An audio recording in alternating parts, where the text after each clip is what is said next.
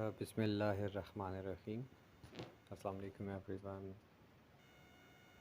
Today we are going to learn about the noun and the kinds of the noun also. Basically, a noun is a word used as the name of a person, place, or thing. And the word thing is used to mean anything that we can think of. This is a very basic and a traditional definition of the noun. So we have to explore something more about the noun to make it very interesting for you people. And I must say that a noun is a naming word. Instead of saying that this is the name of a person, place, thing, quality, quantity, idea, etc., etc.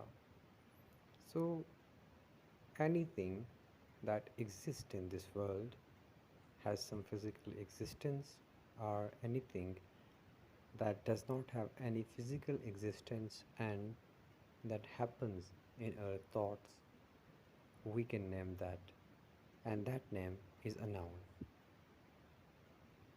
I believe that in this session there are some students from the uh, different cultures and different educational backgrounds and different cultural backgrounds. So I would like to be bilingual for the clear comprehension of the students.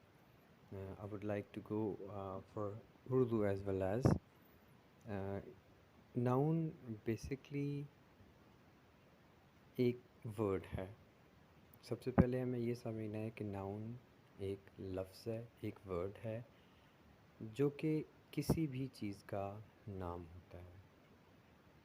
अब किसी भी चीज़ से मुराद वो तमाम चीज़ें हैं जो जिनका कोई वजूद होता है, जैसे कि इंसान है, पानी है, पत्थर हैं, दरिया हैं, समंदर हैं, पहाड़ हैं, जानवर हैं, या हमारी जो रोज़मर्रा इस्तेमाल की अशिया हैं, उनका एक फ़िज़िकल एग्जिस्टेंस है या वजूद है.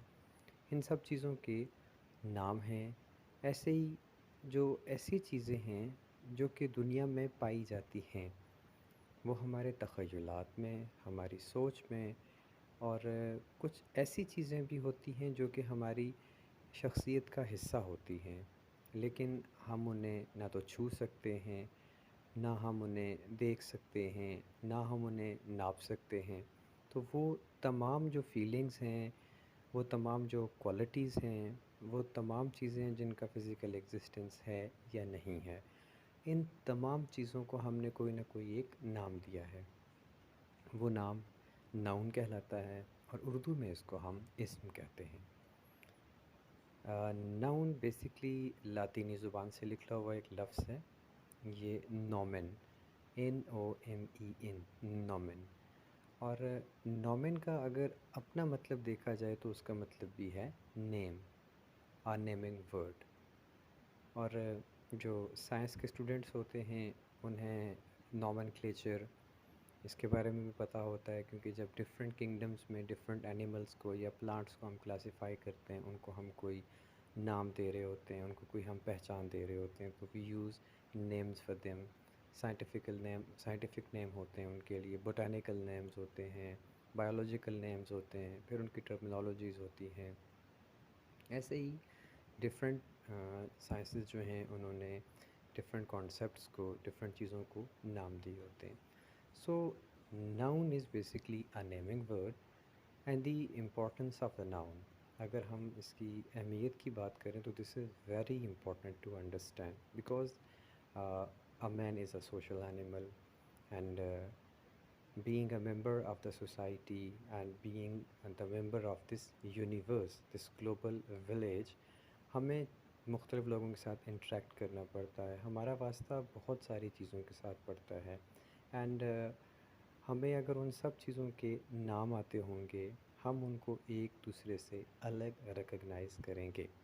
सो noun is very important. Now coming back towards this slide, Look at the following sentences. Asoka was a wise king. Ashoka एक शख्स हैं, एक बादशाह हैं, गुज़रे हैं वो, उनके बारे में बताया जाता है वॉज अ वाइज किंग। एक बड़े अक्लमंद, एक बड़े दानिश्वर किस्म के बादशाह थे। The noun Asoka refers to a particular king, but the noun king might be applied to any other king as well as to Asoka. We call Asoka a proper noun and a king a common noun. बहुत आसान सी बात है। इसमें दो चीज़ें हमें बताई गई हैं, दो नाम बताए गए हैं हमें, एक अशोका है और एक बादशाह यानी किंग। अशोका जो हैं वो एक ख़ास शख्स हैं, एक ऐसे शख्स जो कि अपने नाम की वजह से मशहूर हैं, और दूसरी उनकी वजह शोहरत उनका बादशाह होना है।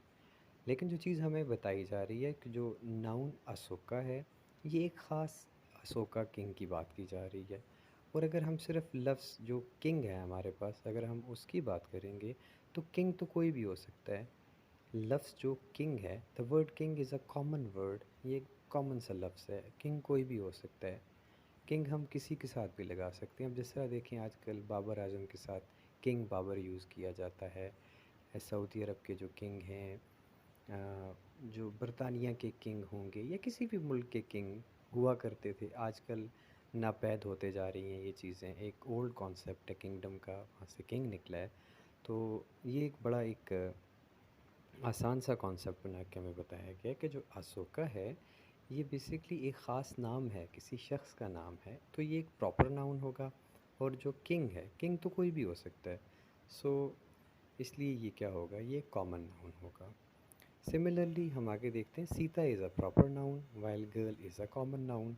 सीता क्योंकि किसी ख़ास लड़की का नाम है, और जो गर्ल है, गर्ल कोई भी हो सकती है, लेकिन Sita is Sita.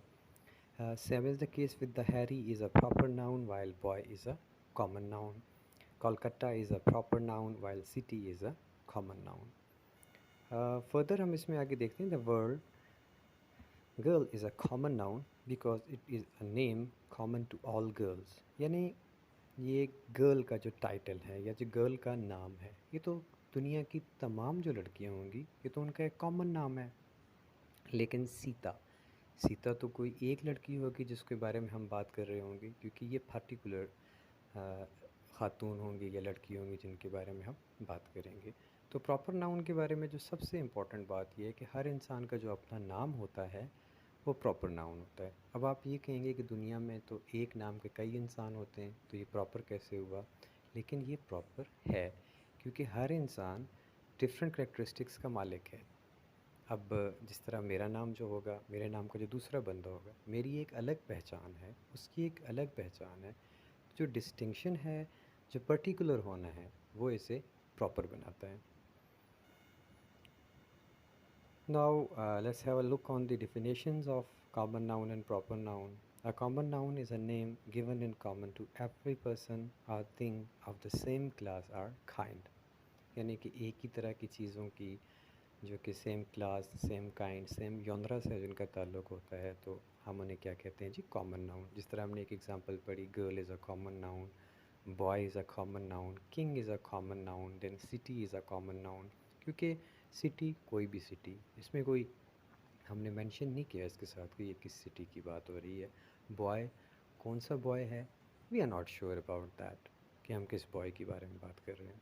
Now common here means shared by all. It means the common noun or the common name is a kind of word or a kind of name that is shared by a lot of people. Almost all the people or all the persons, all the things of the same kind. Now, we'll try to define a proper noun. A proper noun is the name of some particular person or place. So proper means one's own. जिस तरह मैंने आपको पहले बताया कि जो proper noun है, इसकी सबसे जो बड़ी एग्ज़ाम्पल है वो हमारा अपना नाम होता है। Hence a proper noun is a person's own name. We have something to comprehend from these notes. Proper nouns are always written with a capital letter at the beginning.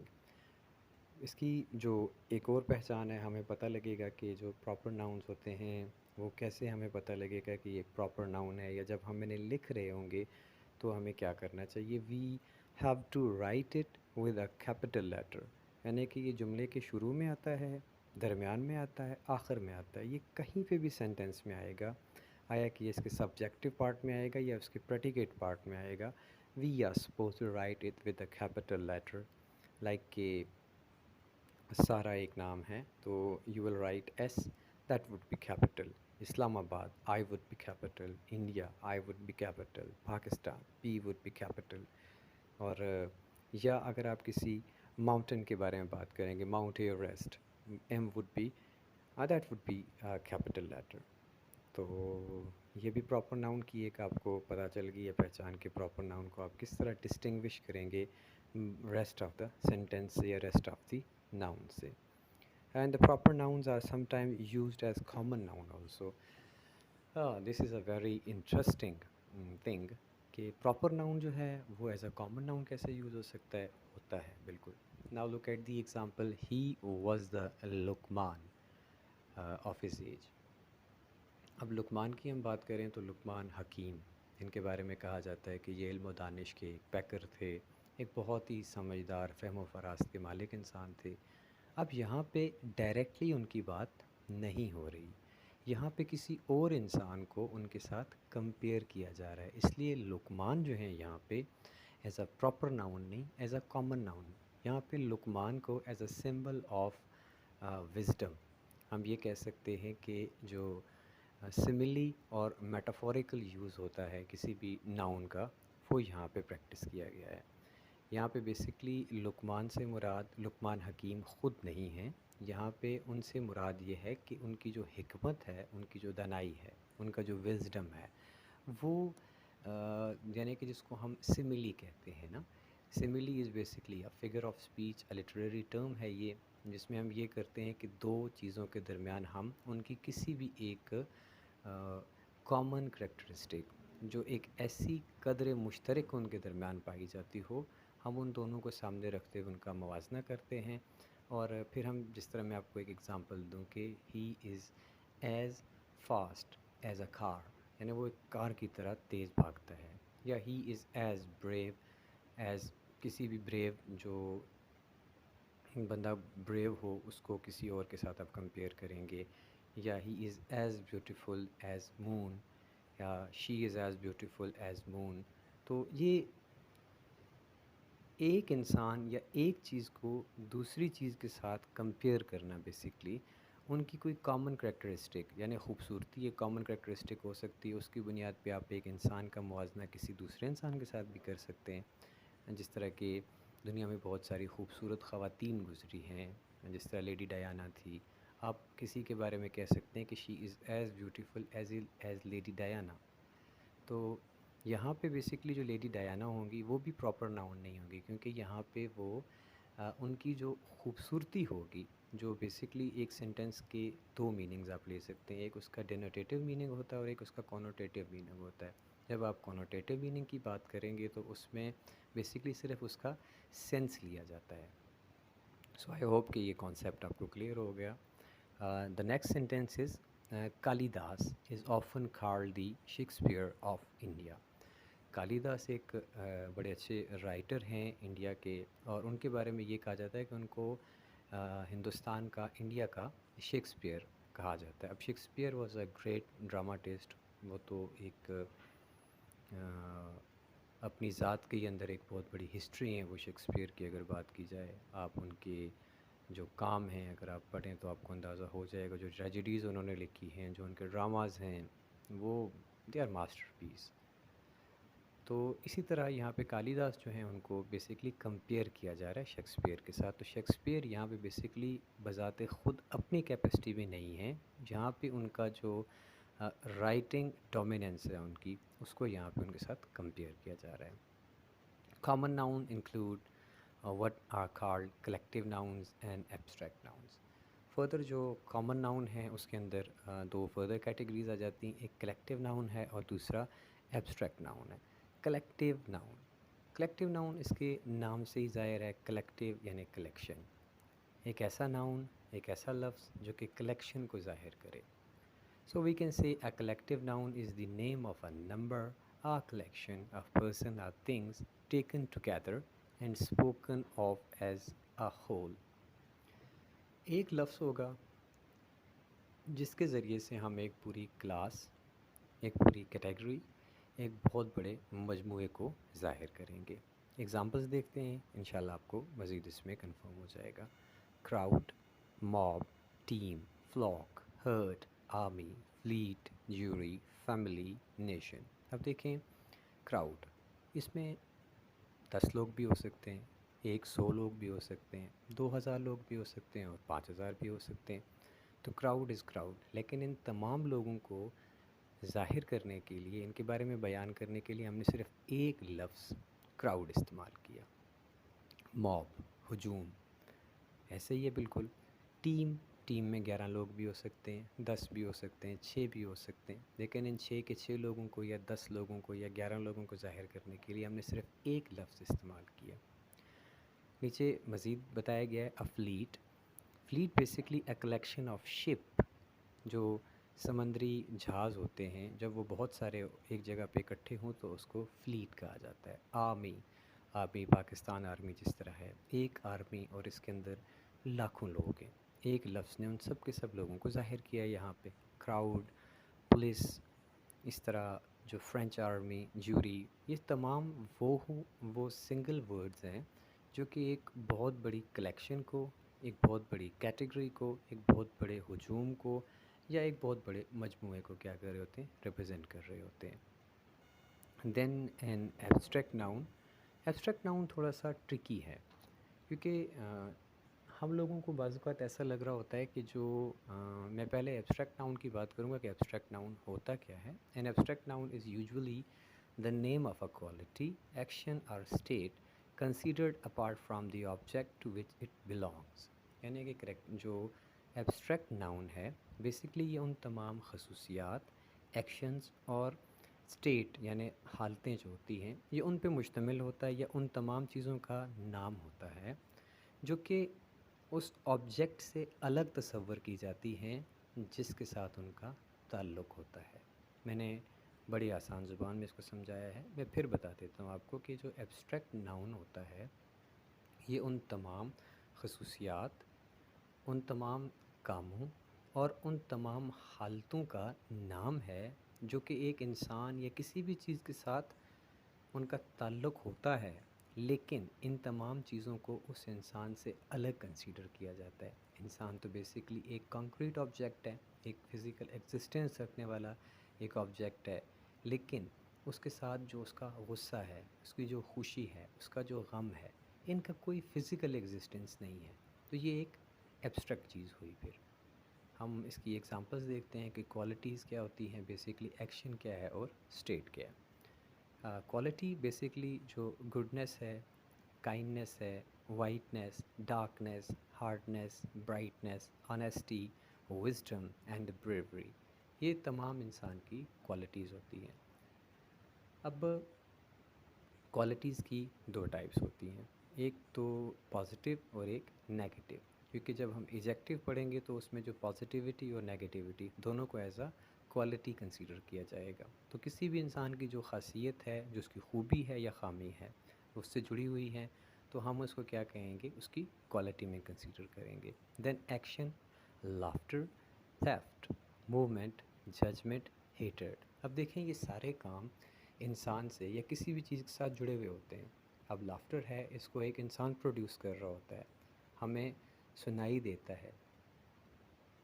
ये एक कंफ्यूजिंग स्टेटमेंट होती है फिर, जब आपको लगता है कि ये तो हमें सुनाई दे रहा है, ये तो हमें दिखाई दे रहा है, तो फिर हम इसको एब्स्ट्रैक्ट क्यों कहते हैं। एब्स्ट्रैक्ट से कतन ये मुराद नहीं है कि जिस चीज़ को आप पकड़ नहीं सकते, जिसको आप छू नहीं सकते, जिसको आप देख नहीं सकते। मैं उस तरफ बिल्कुल भी इस चीज़ को ले जाके कंफ्यूज नहीं करूँगा आपसे। मैंने सिंपली आपको ये बताया कि ये वो तमाम चीज़ें होती हैं जिनका इंसान के साथ ताल्लुक़ होता है, लेकिन इनको हम उस इंसान से अलग कंसीडर करते हैं। The state, childhood, boyhood, youth, slavery, sleep, sickness, death and poverty. ये तमाम जो चीज़ें हैं ये उसकी स्टेट होती हैं basically. The names of the arts and sciences like grammar, music, chemistry are also abstract nouns. We can speak of a brave soldier, a strong man, a beautiful flower, but we can also think of these qualities apart from any particular person or thing and speak of bravery, strength, beauty by themselves. So also we can speak of what person do or feel apart from the persons themselves and give it a name. The word abstract means drawn off. Abstract nouns are formed from adjectives and from verbs. जो abstract nouns होते हैं ये basically adjective और verb से बनाए जाते हैं. जो adjective है, adjective is basically a modifier. ये भी एक noun की तरह एक word होता है, लेकिन इसका ये होता है कि ये noun के साथ इस्तेमाल होके noun के meanings में add कर रहा होता है. जिस तरह की kindness है, ये kind से है. Honesty, honest से. Most abstract nouns are formed thus. बहुत से जो abstract nouns हैं वो ऐसे ही बनाए जाते हैं. और मैं अक्सर अपने स्टूडेंट्स को ये एक एक्टिविटी या होमवर्क देता हूँ कि आप मज़ीद एजेक्टिव इस तरह जो हैं मुझे एजेक्टिव से एब्स्ट्रैक्ट नाउन्स बना के दिखाएं. और वर्ब जो होते हैं, वर्ब से जब हम एब्स्ट्रैक्ट नाउन्स बनाते हैं तो वो कैसे बनते हैं? ओबीडियंस, ओबे से. ओबे बेसिकली वर्ब है, ओबीडियंस नाउन है. और कौन सा नाउन है? Abstract noun. ऐसे ही जो ग्रो, ग्रो एक वर्ब है, ग्रो से ग्रोथ बनेगा, तो ये एक एब्स्ट्रैक्ट नाउन होगा. और कॉमन नाउन से भी हम बना सकते हैं. चाइल्डहुड बन गया फ्रॉम चाइल्ड. चाइल्ड बेसिकली एक न्यूट्रल जेंडर है. न्यूट्रल जेंडर हम इसलिए इसको कहेंगे कि हमने बेसिकली जो नाउन के जब केसेस में हम इसको आगे जेंडर केस को डिस्कस करेंगे तो हमें पता लगेगा कि जो चाइल्ड है वो बेसिकली न्यूट्रल जेंडर है. क्योंकि हमें पता नहीं होता, जब तक हम उस चीज़ को देखेंगे नहीं तो हमें पता नहीं लगेगा आया कि ये एक मेल चाइल्ड है या एक फ़ीमेल चाइल्ड है. तो खैर ये आपके नॉलेज के लिए मैं ऐड कर रहा था इस चीज़ को. और स्लेवरी फ्रॉम स्लेव. स्लेव एक कॉमन नाउन है, क्योंकि हमें पता नहीं होता ये कौन से स्लेव की बात हो रही है, तो उससे जो लफ्ज़ स्लेवरी बनेगा वो बेसिकली एक एब्स्ट्रैक्ट नाउन होगा. और ये तमाम जो है ये क्वालिटीज़ हैं. देखें, काइंडनेस ये भी एक क्वालिटी है, ऑनेस्टी ये भी एक क्वालिटी है, ओबीडियंस ये भी एक क्वालिटी है, ग्रोथ ये भी एक क्वालिटी है. ऐसे ही जो हमने चाइल्डहुड देखा ये स्टेट है बेसिकली, और जो ग्रोथ है, सॉरी, जो स्लेवरी है ये भी एक स्टेट है या कंडीशन है इसकी. तो this was from my side the today's session, and I hope this was very informative and it would be very useful for you. आप लोग इसको अप्लाई करें और इससे मज़ीद चीज़ें सीखें. और आपने इसको सिर्फ यहीं तक नहीं रखना कि जो मैंने आपको बता दिया है, आगे आपने इसको मज़ीद एक्सप्लोर करना है. आपने 4, 5, 6, 10 एडजेक्टिव ऐसे और देखने हैं जिनसे आपने एब्स्ट्रैक्ट नाउन्स बनाने हैं. इस तरह आपने 5, 6 वर्ब ऐसे और देखने हैं जिनसे आपने एब्स्ट्रैक्ट नाउन्स बनाने हैं. ऐसे ही कॉमन नाउन्स आपने मज़ीद ट्राई करने हैं जिनसे आप क्या कर सकें, एब्स्ट्रैक्ट नाउन बना सकें. तो आज मैं अब आज के लेसन को यहाँ पे रिवाइज़ करूँगा आपके लिए कि आज हमने नाउन के बारे में पढ़ा. Simply noun is a naming word. दुनिया में जितनी भी चीज़ें पाई जाती हैं सब का एक नाम है और उस नाम को हम नाउन कहते हैं. उसके साथ फिर हमने मज़ीद डिस्कस किया कॉमन नाउन और प्रॉपर नाउन को. कॉमन नाउन बेसिकली एक ऐसा नाम जो कि तमाम अशिया को हम दे सकते हैं. जिस तरह हमने गर्ल और बॉय की बात की, कोई भी गर्ल है, कोई डिस्टिंक्शन नहीं है, कोई प्रॉपर नाउन नहीं है, इसमें कोई भी लड़की हो सकती है. प्रॉपर नाउन की हमने बात की, उसमें यही था कि जो प्रॉपर नाउन होता है ये किसी भी इंसान का अपना नाम या किसी भी ख़ास चीज़, ख़ास शख्स या ख़ास जगह का नाम जो होता है उसको प्रॉपर नाउन कहते हैं. उसके बाद हमने कलेक्टिव नाउन पढ़ा. कलेक्टिव नाउन बेसिकली एक लफ्ज़ होता है, उससे हम एक बहुत बड़े मजमूए को ज़ाहिर कर रहे होते हैं, एक बहुत बड़ी कलेक्शन को ज़ाहिर कर रहे होते हैं, एक बहुत बड़ी टीम को ज़ाहिर कर रहे होते हैं. And finally last but not the least, abstract noun. Abstract noun is basically the name of a quality, action or state considered apart from the object which it belongs to. That's all. I hope कि आप लोगों को काफ़ी useful चीज़ें इसमें से मिली होंगी. तो इंशाल्लाह I will pray for your bright future. Thank you very much. Have a good day.